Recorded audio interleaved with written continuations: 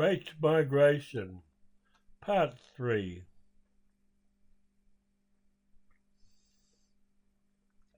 Letters from relatives in the north and articles in the black press portrayed a better life outside the south.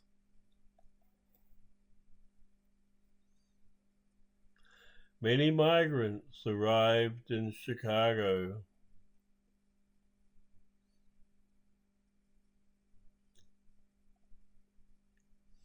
In Chicago and other cities, they labored in the steel mills. Clang, clang.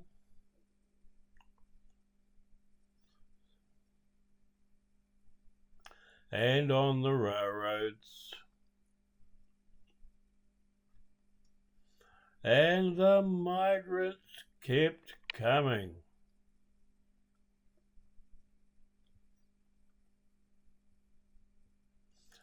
Southern landowners, stripped of cheap labor, tried to stop the migration by jailing the labor agents and migrants.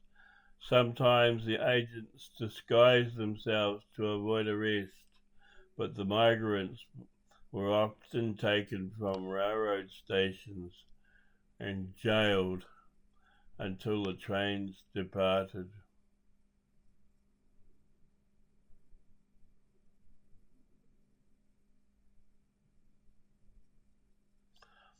Black and white Southern leaders met to discuss ways to improve conditions, to stop the flow of workers north.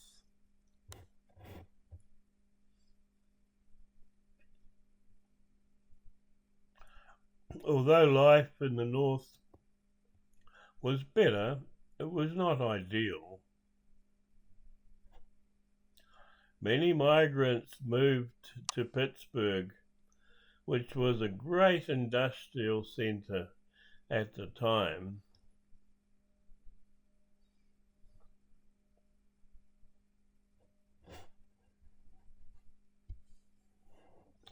Although they were promised better housing in the north, some families were forced to live in overcrowded and unhealthy quarters.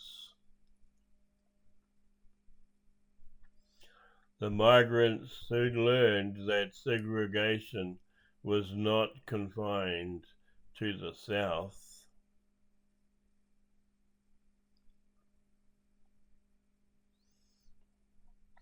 Many northern workers were angry because they had to compete with the migrants for housing and jobs. There were riots.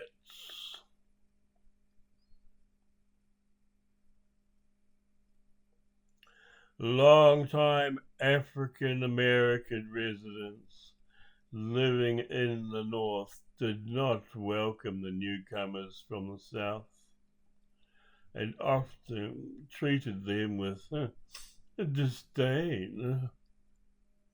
We're rich, beat it. The migrants had to rely on each other. The storefront church was a welcoming place and the center of their lives in joy and in sorrow. Black professionals such as doctors and lawyers soon followed their patients and clients north. Female workers were among the last to leave.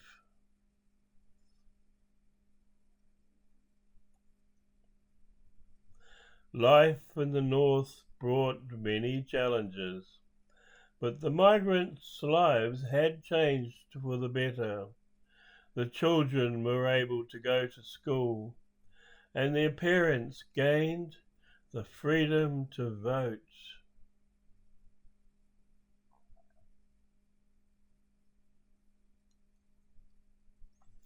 And the migrants kept coming. Theirs is a story of African American strength and courage. I share it now as my parents told it to me, because their struggles and triumphs ring true today. People all over the world are still on the move, trying to build better lives for themselves and for their families.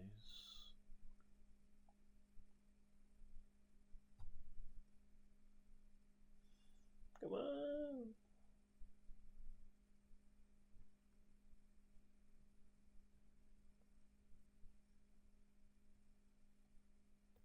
The Great Migration.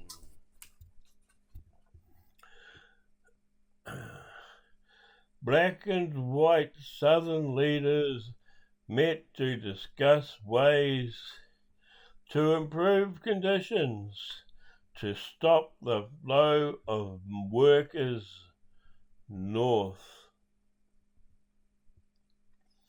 Black and white Southern leaders met to discuss ways to improve conditions to stop the flow of workers north. Black and white Southern leaders met to discuss ways to improve conditions to stop the flow of workers north.